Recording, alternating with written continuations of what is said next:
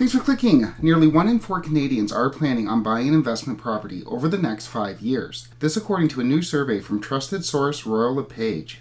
We need to move fast. Indeed, the widespread headlines had the usual suspects reporting on the survey, pointing towards a horde of new investors waiting in the wings, looking to strike and buy up all of the investment properties over the next few years. Bloomberg was particularly enamored with the report, conducting an interview with Royal LePage CEO Phil Soper, going over the 1/4 of Canadians hoping to buy up all of the investment properties over the next few years. A new survey by the real estate firm Royal LePage indicates that 1 in 4 Canadians say they plan to purchase an investment property in the next 5 years. Except that's not exactly what the survey said.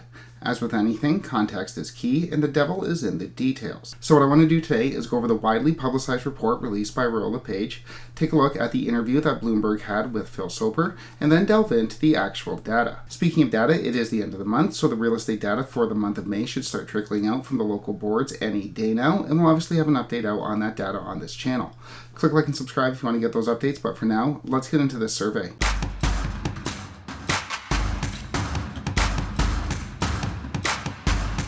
Onto the survey. As mentioned, the report from Royal LePage states that 1 in 4 Canadians are planning on buying an investment property over the next 5 years. In other words, in so many words, yes. Not so fast. Going over the charts presented by Royal LePage in its report, we see that 19% of those who already own an investment property plan on buying another one over the next 5 years. So that gives us 19% that are planning on buying an investment property, and if we look closer, another 6% of respondents who don't already own an investment property also plan on buying in the next 5 years. So, according to Royal LePage, between those two numbers, 26% of Canadians, investors or otherwise, plan to buy an investment property before 2028. However, the problem with this data can be found in the footnotes. What the is that? If we look closer at the data, we can see that it was compiled from a survey of 1,003 Canadians who own 1 or more residential property. So this wasn't a survey of all Canadians, this wasn't a survey of a representative sample of Canadians, this was a survey of Canadians who already own investment properties. If we look even closer at the data, we can see that there was a question asked of those who do not own residential properties, but that was the only question asked of those respondents. Further, the survey doesn't tell us how many non-investor participants were questioned. Was it an equal 1,003 non-investor participants that were questioned, which would make the sample size representative? Or was it 6 of 100 non-investor participants that were questioned? And now the survey is saying that's representative of all Canadians. The survey doesn't say, it just adds up the two numbers and calls that 1/4 of all Canadians. With that said, we will leave it to Bloomberg to get to the bottom of this breaking news. Quarter of Canadians, a lot of them won't achieve that, presumably. Yes. Clearly, they're listening to you and your colleagues speak about record levels of immigration, new people needing roofs over their heads. They know we've got a critical housing shortage in the country. Yep, it's definitely the news outlets that are pushing the idea that it's a lack of supply and increased immigration as the cause for higher prices and FOMO. Internet. With that said, the news media isn't exactly hard on these reports either. I wouldn't fancy the call in the middle of the night, plumbing problems. I've done it when I was younger. And Bloomberg is really impressed that Phil Soper was once a landlord. Like, really impressed. Regardless, Bloomberg being easy on Phil Soper and Royal LePage, news at 11. However, the real thrust of this report, that we're going to be seeing everyday Canadians, everyday investor Canadians, buying up investment properties over the next 5 years. Is that actually the case? Will there be a major increase?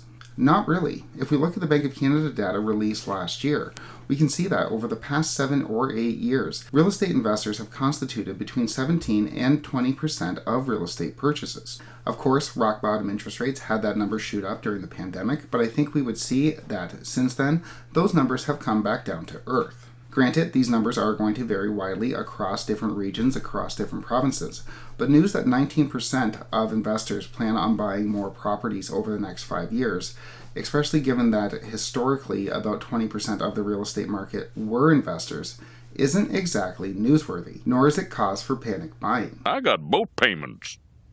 And to give even more context to the survey, which wasn't even mentioned in the Bloomberg interview, the survey actually found that 31% of investors have considered selling due to higher rates, and that 24% of current investors plan on selling over the next 2 years. So the headlines, which said that 1/4 of Canadians plan on buying up investment properties over the next 5 years, could have just as easily read that 1/4 of real estate investors plan on unloading their properties over the next 2 years. Even more easily, as that would have been an accurate representation of the data. So, again, news at 11, headlines from the media pushing FOMO, a fear of missing out.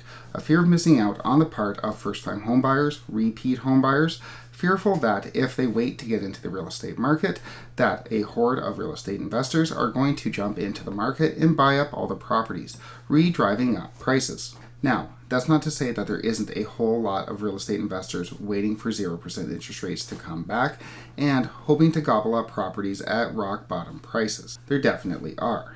How about you give me their names and their phone numbers?